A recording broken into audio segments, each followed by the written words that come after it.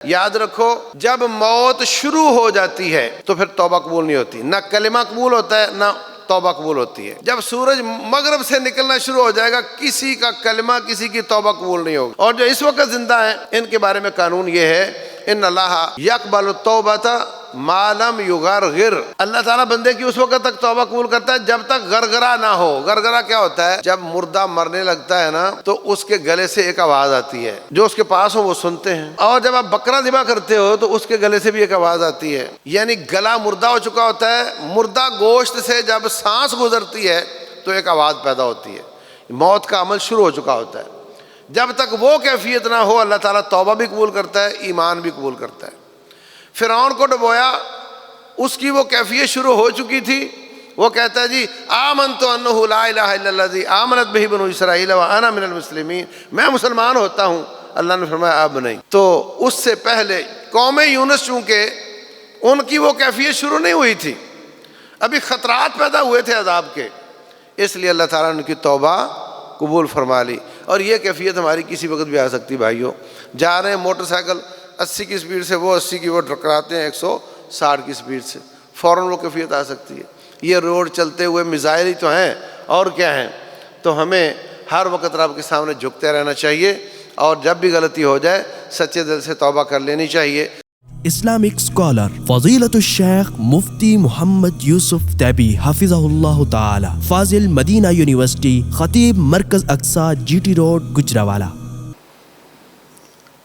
پچھلی سورت جو تھی سورہ الانفال، اس میں زیادہ تذکرہ وہ غزوہ البدر کا تھا، اور توبہ میں زیادہ تذکرہ غزوہ خندق کا ہے۔ رسول اللہ صلی اللہ علیہ وسلم نے اختصار کے ساتھ یہ سمجھو کہ 3 مار کے مکے والوں کے ساتھ لڑے، ان کے ساتھ صلح حدیبیہ ہو گیا، انہوں نے صلح حدیبیہ کو سبوٹیج کیا تو ان پر حملہ کر کے مکہ فتح ہو گیا، یہ چیپٹر کلوز ہو گیا۔ اب دشمن ہیں جو مدینہ کے یہودی تھے وہ نکال دیے جا چکے تھے، یہودی بھی ختم ہو گئے، اب رہ گئے عیسائی۔ عیسائیوں کا جو زیادہ گڑھ تھا وہ تبوک تھا، اور اس کے آگے پھر روم تھا، تو جو قریب پڑتا تھا وہ تبوک تھا۔ تو رسول اللہ صلی اللہ علیہ وسلم کو اطلاع ملی کہ وہ اپنے گھوڑوں کو کھریاں لگا رہے ہیں، ارادہ ان کا مدینے پر حملے کا ہے۔ تو رسول اللہ صلی اللہ علیہ وسلم نے فرمایا جب احزاب کا خندق کا موقع تھا تو آپ نے جنگی ڈکٹرائن کا اعلان کیا تھا، جنگی حکمت عملی کا، وہ یہ تھا نغزوہم ولا یغزونا، ہم پر حملے ہوتے رہے لیکن اب نہیں ہوں گے، اب ہم حملے کریں گے۔ یہ جو اس وقت اسٹریٹجی امریکن اسٹریٹجی ہے نا کہ جی ہم دہشت گردوں کو ان کے گھروں میں ماریں گے، افغانستان کا کوئی ثبوت نہیں تھا اس کے پاس کہ انہوں نے ورلڈ ٹریڈ سینٹر پہ حملہ کیا ہے، اور نہ آج تک ہے، لیکن اس نے حملہ کر دیا وہاں جا کر۔ جہاں ہمیں شک ہوگا ہم حملہ کر دیں گے۔ یہ جو ڈکٹرائن تھی یہ اثر رسول اللہ صلی اللہ علیہ وسلم کی تھی، اور وہ اس سے بہتر تھی۔ وہ کیا تھی کہ جو ہم پہ حملہ کرنے کا سوچ رہا ہوگا ہم اس کو اس کے گھر میں انگیج کریں گے۔ اب دیکھتے نہیں کہ عمر بن خطاب رضی اللہ تعالیٰ عنہ بغیر سیکیورٹی کو گھوم رہے ہوتے تھے۔ اس کی بڑی وجہ یہ تھی کہ دشمن اپنے گھر میں مصروف تھا، چاروں طرف لشکر روانہ تھے، اور سب دشمنوں کو ان کے گھر میں مصروف کیا ہوا تھا۔ تو آپ نے فرمایا کہ پتہ چلا ہے کہ تبوک والے غسان کے عیسائی مدینے پہ حملے کی سوچ رہے ہیں، ہم پہلے پہنچیں گے۔ فصلیں پکنے میں 2 ہفتے 3 ہفتے رہ گئے تھے، تھوڑا سا جنگ کو لیٹ کیا جائے تو اپنی فصلیں کاٹ کر گھر میں رکھ کر بیوی بچوں کا انتظام ہو گیا، اب ہم تسلی کے ساتھ جا کر لڑ سکتے ہیں۔ آپ نے فرمایا نہیں، لیٹ نہیں کرنا۔ گرمی شدید تھی، تھوڑا ابھی دشمن آیا تو نہیں نا، لیٹ کر سکتے ہیں تو تھوڑا لیٹ کر لیں، فرمایا نہیں ابھی نکلنا ہے۔ روٹین میں رسول اللہ صلی اللہ علیہ وسلم جب بھی معرکہ لڑنے جاتے تو جانا سپوز کہ لاہور ہے یا جانا ہے اسلام آباد تو جہلم کی طرف جا رہے ہیں، پوری صحیح بات نہیں بتاتے تھے، یا جہلم لڑنا ہے تو بولے اسلام آباد کی طرف جا رہے ہیں۔ لیکن اس موقع پر آپ نے صاف صاف فرمایا کہ ہم تبوک جا رہے ہیں۔ سابقہ تمام معرکوں میں کبھی نہیں کہا تھا کہ سب نکلو، اس موقع پر آپ نے فرمایا کہ سب کو جانا ہے، کوئی پیچھے نہیں رہ سکتا۔ بڑا سخت آرڈر تھا۔ اب کیا ہوا کہ منافقوں نے، جیسے میں نے کل عرض کیا تھا، چھٹی لینا شروع کی، میرے گھر میں یہ ادھر ہے، آپ نے چھٹی دینا شروع کی، ٹھیک ہے نہ جاؤ۔ 3 صحابی انہوں نے چھٹی بھی نہیں لی اور وہ جانا بھی چاہتے تھے مگر سستی کی وجہ سے نہ جا سکے۔ باقی جتنے مدینہ میں رہ رہے تھے یا تو آپ کے حکم سے، جیسے جس کو ذمہ دار بنایا تھا مدینے کا، یا اس کے کچھ لوگ وہ رہ رہے تھے یا منافق تھے۔ 3 صحابی ایسے تھے جنہوں نے چھٹی بھی نہیں لی تھی اور جانا بھی چاہتے تھے اور ادھر بھی کوئی نہیں تھا اور وہ نہیں گئے۔ ایک تھے کعب بن مالک، ایک مرارہ بن ربیع اور ایک ہلال بن امیہ۔ تو رسول اللہ صلی اللہ علیہ وسلم وہاں گئے، جا کر بیٹھے رہے، یوں سمجھو کہ آپ ماسکو چلے جائیں، آپ پینٹاگون چلے جائیں، فوج لے کر وہاں بیٹھے رہیں، اور گھر آئے ہوئے بھی نبی صلی اللہ علیہ وسلم کے مقابلے میں وہ نہیں آئے، ان کو جرأت نہیں ہوئی۔ پھر دور دراز سے لوگ آتے رہے، کوئی صلح نامہ لکھتا رہا، کوئی جزیہ دینے کا وعدہ کرتا رہا، کوئی اسلام لانے کا، تو فوائد بہت ہوئے۔ 19 دن تقریباً آپ رہے اور مصروف وقت گزارا آپ نے، اور لڑائی کے بغیر وہاں سے واپسی ہوئی۔ اور یہ بہت بڑی فتح تھی کہ دنیا کی سب سے بڑی قوت رومیوں کی، ان کو آپ کے مقابلہ کرنے کی ضرورت نہیں ہے۔ گھر آ گئے پھر بھی ضرورت نہیں ہے۔ واپس آئے تو منافق جو تھے وہ جی میں نہیں گیا، وہ اصل میں میرا یہ مسئلہ تھا۔ آپ ان کے عذر قبول کرتے رہے۔ اللہ تعالیٰ نے فرمایا عفا اللہ عنک لما اذنت لہم، اللہ تجھے معاف کرے، آپ نے کیوں ان کو چھٹیاں دی، ان کے عذر کیوں قبول کیے؟ اگر آپ قبول نہ کرتے تو یہ ان کا نفاق ظاہر ہو جاتا۔ اب میں ظاہر کرتا ہوں، ان کا چھٹی لینا ہی نفاق ہے۔ تو 3 لوگ تھے، انہوں نے کہا حضرت تیاری بھی پوری تھی، وسائل بھی پورے تھے، ارادہ بھی پکا تھا، بس سستی ہو گئی۔ حضرت کعب بن مالک کہتے ہیں پہلے میں سوچ رہا تھا یہ جھوٹ بولوں یہ جھوٹ بولوں، پھر میں نے سوچا نہیں، جھوٹ مجھے نجات نہیں دلائے گا، آج سچ ہی بولوں گا، پھر جو ہوتا ہے ہو جائے۔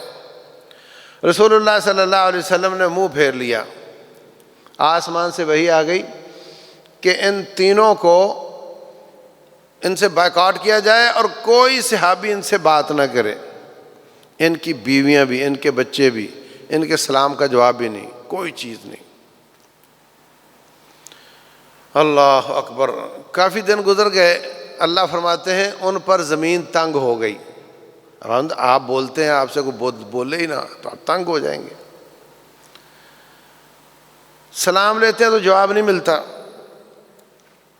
ایک دن اعلان ہوا کہ ان کی بیویاں بھی ان سے الگ کر دی جائیں۔ ہلال بن امیہ اور مرارہ بن ربیع بوڑھے تھے، ان کی بیویوں نے کہا کہ آپ اگر صرف روٹی پہنچانے، کپڑے دینے کی اجازت دے دیں، تو ان کو اجازت مل گئی۔ اور کعب بن مالک بوڑھے نہیں تھے، ان کو یہ اجازت بھی نہ ملی، ان کی بیوی الگ ہو گئی۔ ایک دن غسان کے بادشاہ کا ایلچی آیا، روڈ پر پوچھ رہا ہے کعب بن مالک کون ہے؟ کس نے کہا وہ کھڑا ہے۔ ملے، بادشاہ کا خط سنایا، دکھایا کہ ہمارا بادشاہ کہہ رہا ہے تم سارے مارکوں میں جاؤ اور ایک مارکے میں نہ جاؤ اور تم سے بائیکاٹ کر دیا جائے، یہ کتنی بے وفائی ہے۔ تمہارے امیر نے، تمہارے نبی نے وفا نہیں کی، آپ ہمارے پاس آ جاؤ، کافر ہو جاؤ، ہم آپ کو اپنی حکومت میں شراکت دے دیں گے۔ حضرت کعب رونے لگ گئے، وہ خط پکڑا اور آگ میں ڈال دیا اور اس کو کہا اگر ایلچی کو قتل کرنا جائز ہوتا تو میں تیری گردن کاٹ دیتا، تجھے جرت کیسے ہوئی؟ پھر 51 دن گزر گئے تو اللہ تبارک و تعالیٰ نے وحی نازل کی ان کی توبہ قبول کرنے کی، کہ ہم نے ان کی توبہ قبول کر لی ہے۔ جب آپ نے بتایا کہ توبہ قبول ہو گئی ہے تو کوئی بھاگا ان کو خوشخبری دینے کے لیے، کوئی گھوڑے پہ بیٹھ کر بھاگا، ایک کو کچھ نہ سوجی، وہ چھت پہ کھڑا ہو کر کہتا ہے کعب تجھے مبارک ہو۔ وہ کہنے کہ مجھے وہ کعب جس نے دور سے آواز دے دی وہ سب سے پہلے مل گئی، پھر گھوڑے والا بھی آ گیا، پھر پیدل والا بھی آ گیا، بشارتیں شروع ہو گئیں۔ تو اللہ نے ان تینوں کی توبہ قبول کی، اس وجہ سے اس سورت کا نام سورہ توبہ ہے۔ توبہ کا جرم کیا تھا؟ جہاد سے پیچھے رہنا۔ وہ منافق اللہ فرماتے ہیں چھوٹا موٹا مار کا ہو تو جاتے ہیں، مشقت والا ہو تو نہیں جاتے، وَلَكِنْ بَعُدَتْ عَلَيْهِمُ الشُّقَّةُ۔ آج ہم اپنے آپ کو دیکھیں، ہم تو چھوٹے موٹے پہ بھی نہیں جاتے، پھر ہم کس لیول کے ایمان پر ہیں؟ ہمارا ایمان کس لیول کا ہے؟ بڑی خطرناک بات ہے۔ ان کو توبہ قبول ہوئی کہ وہ ایک مارکے میں نہیں گئے تھے، ہم تو کسی میں بھی نہیں جاتے، اور یہی وجہ ہے فلسطین لٹکا ہوا ہے، اور یہی وجہ ہے کہ کشمیر لٹکا ہوا ہے کہ مسلمان کچھ کر نہیں رہے۔ جو لوگ جاتے ہیں وہ 1000 کے مقابلے میں بھی ایک نہیں ہے۔ 8 لاکھ فوج کے مقابلے میں اگر 1000 کے مقابلے میں ایک ہوتا تو 8000 ہوتے، مجاہدین 8000 نہیں ہیں۔ تو جب 1000 کے مقابلے میں بھی ایک نہیں ہے، پھر ہم کیسے کہتے ہیں جی وہ اتنا لمبا ہو گیا جی، پھر یہ فتح کیوں نہیں ہو رہا؟ تو یہ اس کی وجہ تسمیہ ہے۔ اور شروع میں اللہ تعالیٰ نے منافقین کے عذر بیان کیے ہیں، اور جب وہ واپس آئے، جب نبی صلی اللہ علیہ وسلم جا رہے تھے تو منافقوں نے مسجد نبوی کے مقابلے میں ایک مسجد بنائی تھی، کہتے جی ہمارے محلے میں نماز پڑھنے کے لیے بنائی تھی میٹنگ کرنے کے لیے، سازشیں کرنے کے لیے، آپ آ کر کے افتتاح فرما دیں۔ تو آپ نے فرمایا اچھا تبوک سے واپس آ کر دیکھتے ہیں۔ جب واپس آئے تو اللہ نے یہ آیات نازل کر دیں، لا تقم فیہ ابدا، آپ ہرگز وہاں نہیں جائیں، وہ سازشوں کے لیے بنائی ہوئی مسجد ہے۔ تو پھر نبی صلی اللہ علیہ وسلم نے اس کو گرا دیا تھا۔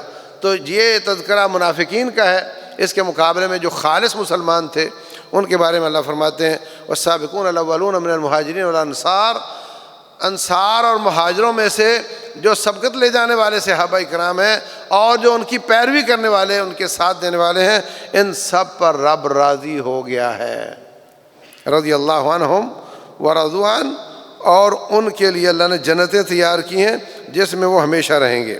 میرے عزیز بھائیوں، اس وقت یوٹیوب پر بیٹھ کر اور دوسری جگہوں پہ بیٹھ کر کچھ لوگ بڑے معروف ہو گئے ہیں اور ان کی ویورشپ بہت زیادہ ہو گئی ہے، اور ویورشپ زیادہ کرنا کوئی مشکل کام نہیں ہوتا۔ میں دوسرے فرقے کی حمایت میں کوئی بات کر دوں تو اس کا فرقہ سارا میرا کلپ لے کر وائرل کر دے گا، وہ دیکھو اور دوسرے فرقے نے ہماری حمایت کر دی۔ بات سمجھو، میں اپنی جماعت کے خلاف کوئی بیان دے دوں تو وہ وائرل کر دیں گے، دیکھو اپنی جماعت کے خلاف بول رہا ہے، دیکھو جی سچ تو سچ ہوتا ہے، دیکھو وہ بھی بول رہا ہے، اپنے خلاف بول رہا ہے۔ وائرل ہو جانا کوئی مشکل کام نہیں ہے۔ یہ وائرل ہونے کا آسان طریقہ ہے کہ صحابہ کرام کے خلاف بولو، اور جو اس موقف کے ہیں وہ اس کو وائرل کر دیں گے۔ تو وہ اس وقت بڑے وائرل ہیں جناب، کام ان کا کیا ہے؟ صحابہ کرام میں کیڑے نکالنا، اور آپ لوگ سنتے ہو ان کو، پھر ہم سے پوچھتے ہو جی وہ یہ کہہ رہا ہے وہ کہہ رہا ہے۔ خبردار، جس کی بات سن کر آپ کے دل میں صحابہ کرام کے بارے میں میل پیدا ہو، اس کی بات نہ سنا کرو۔ اللہ فرماتے ہیں وَلَا تَجْعَلْ فِي قُلُوبِنَا غِلًّا لِّلَّذِينَ آمَنُوا، اے اللہ ہمارے دلوں میں صحابہ کرام کے بارے میں یا باقی مومنوں کے بارے میں کینہ پیدا نہ ہو۔ اور ان کی بات سننے کے بعد کوئی بچ نہیں سکتا، لازمی پیدا ہوتا ہے کسی نہ کسی کے بارے میں، تو ان کی باتیں نہ سنا کرو۔ آسمان سے آنے والے دین پر محنت کرو، عقیدہ سیکھو، عمل سیکھو، جس کا آپ سے پوچھا جائے گا۔ اس کے بعد اللہ تبارک و تعالیٰ نے فرمایا کہ تم سارے کے سارے اگر جنت میں جانا چاہتے ہو تو پھر تمہاری جان تمہاری نہیں، تمہارا مال تمہارا نہیں۔ ان اللہ اشتری من المؤمنین انفسهم واموالهم بان لهم الجنہ، ہم نے جنت کے بدلے تمہاری جان اور مال کا سودا کر لیا۔ اگر جان اور مال کو اپنا سمجھو گے تو جنت کا سودا کینسل، اور اگر جان اور مال ہماری سمجھو گے تو پھر جنت کا سودا پکا ہے، مگر پھر جان بھی ہماری مرضی سے استعمال کرنی ہے، مال بھی ہماری مرضی سے استعمال کرنا، ہماری مرضی کے خلاف استعمال نہیں کرنا۔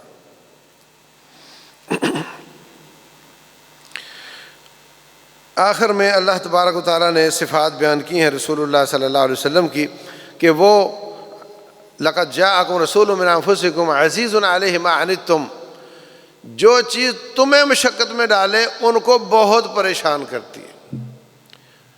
بیٹا حوالات میں ہو تو ماں کو نیند آتی ہے،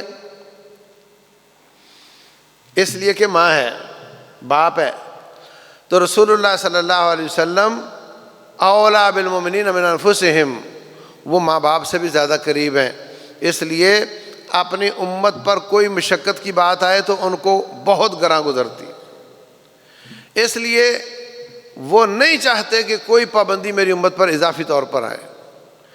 تراویح پڑھائی رسول اللہ صلی اللہ علیہ وسلم نے 3 دن، پھر نہیں پڑھائی تاکہ ہماری طرف دیکھ کر اللہ تعالی ہم پر فرض نہ کر دے، امت کی سہولت کے لیے۔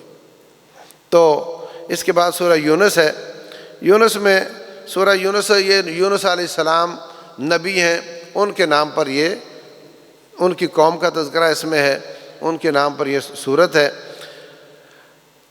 مکے والے تعجب کرتے تھے کہ یہ کیسے ہو سکتا ہے کہ ہم میں پیدا ہونے والا ایک آدمی ہو، اس کے والدین دیکھے بھالے ہوں اور وہ اٹھ کر کہے میں تمہارا نبی بن گیا ہوں، یہ کیسے ہو سکتا ہے؟ نبی تو آنا چاہیے تھا، کوئی آسمان سے آتا، وہ رب کی طرف سے ہوتا یا کوئی فرشتہ ہوتا تو وہ نبی ہونا چاہیے تھا، یہ کیا بات ہوئی ہم میں سے اٹھ کر ایک آدمی نبی بن گیا؟ یہ ان کو بڑا تعجب لگتا تھا۔ ہمارے معاشرے کے مسلمان جو ہے نا وہ بھی کہتے ہیں کہ نبی انسان کیسے ہو سکتا ہے؟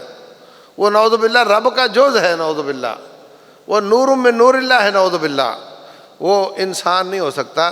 حقیقت یہ ہے کہ وہ انسان ہے، آدم کی اولاد سے ہیں، والدین کی شادی کے بعد پیدا ہوئے ہیں، اور مگر شان ان کا اتنا اعلیٰ ہے کہ ساری کائنات میں ان کی شان کو کوئی پہنچ نہیں سکتا۔ یہ فرق ہے۔ اللہ تبارک و تعالیٰ اس کے بعد اپنا تعارف کروا رہے ہیں۔ اللہ وہ جس نے 7 زمین و آسمان کو پیدا کیا 6 دنوں میں، پھر عرش پہ مستوی ہوا اور آسمان سے زمین کو چلاتا ہے، زمین کے سارے معاملات کو دیکھتا ہے۔ تو اللہ عرش پہ ہے، یہ صحیح عقیدہ ہے، باقی سارے عقیدے غلط ہیں، بلا دلیل ہیں۔ اس کے بعد اللہ تعالیٰ کائنات کو ختم کرے گا اور دوبارہ زندہ کرے گا، اور جو لوگ نافرمان ہوں گے ان کو سزا دے گا اور جو نیک ہوں گے ان کو جزا دے گا، اس کا تذکرہ ہے۔ پھر اللہ تعالیٰ کے وجود پر دلائل، کائنات کی کھلی کتاب سے اللہ وہ ہے جس نے سورج کو روشن بنایا اور چاند کو روشن بنایا اور اس کی منزلیں طے کر دیں تاکہ تم حساب چلا سکو۔ جیسے میں نے عرض کیا تھا کہ چاند مہینوں کا حساب بتاتا ہے اور سورج دن کے گھنٹوں کا حساب بتاتا ہے۔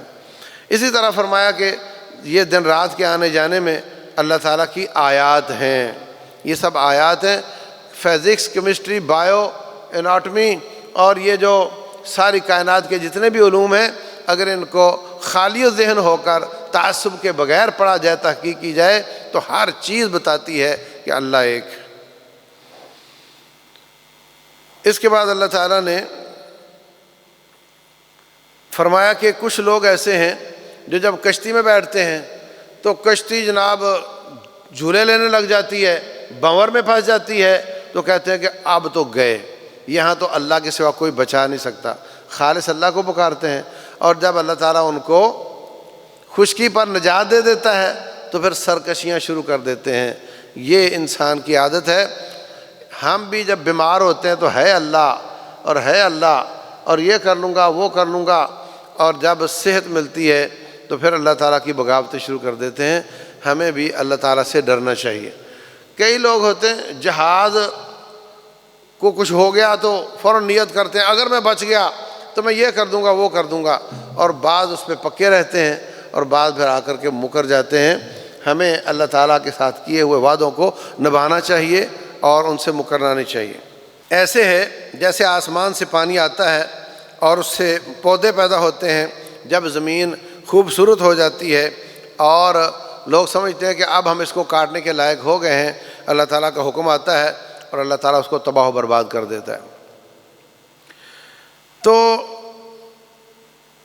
یہ بھی انسان کی مثال ہے، انسان بھی پانی کی بوند سے پیدا ہوتا ہے، یہ بھی دنیا میں آتا ہے تو بڑی خوشی منائی جاتی ہے، اور پھر کوئی لڑکپن میں، کوئی بچپن میں، کوئی جوانی میں، اور آخر کار بوڑھا ہو کر اس جہان سے چلا جاتا ہے۔ مشرکین مکہ کہتے تھے اے اللہ اگر یہ نبی سچا ہے نا تو ہم پر عذاب نازل کر دے، نعوذ باللہ۔ بے وقوفو، تمہیں تو کہنا چاہیے کہ اگر یہ سچا ہے تو ہمیں توفیق دے دے ایمان کی۔ کہتے تھے ہم پہ عذاب نازل کر دے، تو اللہ تعالیٰ فرماتے ہیں اگر ہم عذاب نازل کر دیں تو پھر تمہاری توبہ کا دروازہ بند ہو جائے گا۔ یہ تو آپ کے لیے مہلت ہے، جتنی دیر اللہ دنیا میں زندہ رکھ رہا ہے یہ مہلت ہے تاکہ تم اللہ تبارک و تعالیٰ کی بات کو سمجھ سکو اور تمہیں زیادہ وقت ملے طاعت اور فرما برداری کا۔ یہ اور خصلت انسان کی بیان کی ہے کہ جب اس کو کوئی اللہ تعالیٰ کی طرف سے تکلیف آ جاتی ہے تو پھر چلتے پھرتے اٹھتے بیٹھتے اللہ تعالیٰ کو پکارتا ہے، اور جب وہ تکلیف ختم ہو جاتی ہے تو پھر یہ اللہ تبارک و تعالیٰ کی بغاوت شروع کر دیتا ہے۔ قرآن حکیم کی کچھ صفات بیان ہوئی ہیں۔ اے لوگو قد جاءتکم موعظۃ من ربکم وشفاء لما فی الصدور، تمہارے پاس نصیحت آئی ہے اور سینوں کی شفا آئی ہے۔ قرآن حکیم شفا ہے۔ دم کرنے سے پورے جسم کو شفا ملتی ہے، سینوں کی شفا ہے کہ دل کو شفا ملتی ہے، روح کو شفا ملتی ہے، جس سے انسان کی آخرت اچھی ہو جاتی ہے۔ اور کافروں نے کہا کہ یہ قرآن آپ بدل دیں، ایت بقرآن غیر ھذا او بدلہ، یا تو کوئی اور قرآن لے آؤ یا اس کو تبدیل کرو۔ اے نبی ان سے کہو میرا یہ کام نہیں ہے، میرا کام تو ہے کہ جو آ گیا وہ آپ تک پہنچانا میرا کام ہے، تبدیل کرنا یا اور لے آنا یہ میرا کام نہیں ہے، اس کو آپ سمجھنے کی کوشش کرو۔ یہاں پہ یہ تصور ہے کہ رسول اللہ صلی اللہ علیہ وسلم سب کچھ کر سکتے ہیں اور کوئی چیز ان پر ناممکن نہیں ہے، یہ تصور غلط ثابت ہوتا ہے۔ آخر میں اللہ تبارک و تعالیٰ فرماتے ہیں کہ اللہ کے ولی کون ہیں؟ الا ان اولیاء اللہ لا خوف علیہم ولا هم یحزنون، وہ ہوتے ہیں جن پر کوئی خوف نہیں ہوگا اور وہ غمگین نہیں ہوگے۔ الذین آمنوا وکانوا یتقون، جو دنیا میں تقوی اختیار کرتے تھے۔ دنیا میں ولیوں کی دو قسمیں ہیں، ایک ہیں رحمان کے ولی اور ایک ہیں شیطان کے ولی۔ موٹی سی بات ہے، جو رب رحمان کی بات مانتے، وضو کرتے، نمازیں پڑھتے، اگر توفیق ہو تو صدقہ خیرات کرتے ہیں، رب کی بات بتاتے، اللہ کی طاعت سکھاتے، اللہ کی عبادت کی طرف بلاتے ہیں، وہ رب کے ولی ہیں۔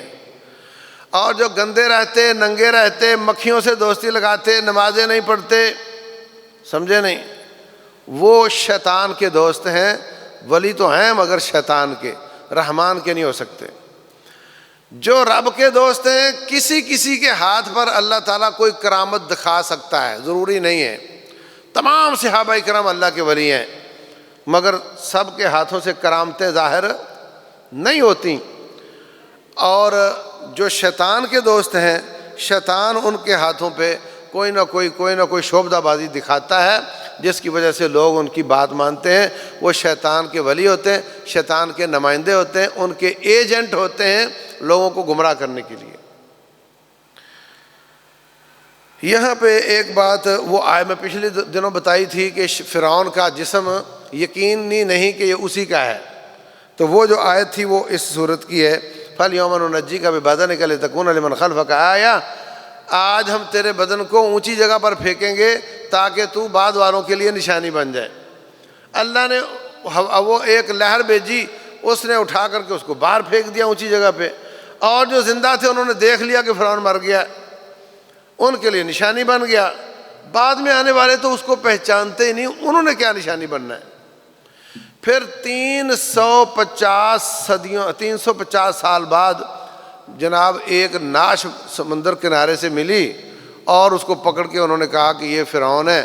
اس لیے کوئی یقینی بات نہیں ہے، جو آیت ہے آیت کا سہارا لیتے ہیں، آیت سے یہ بات ثابت نہیں ہوتی۔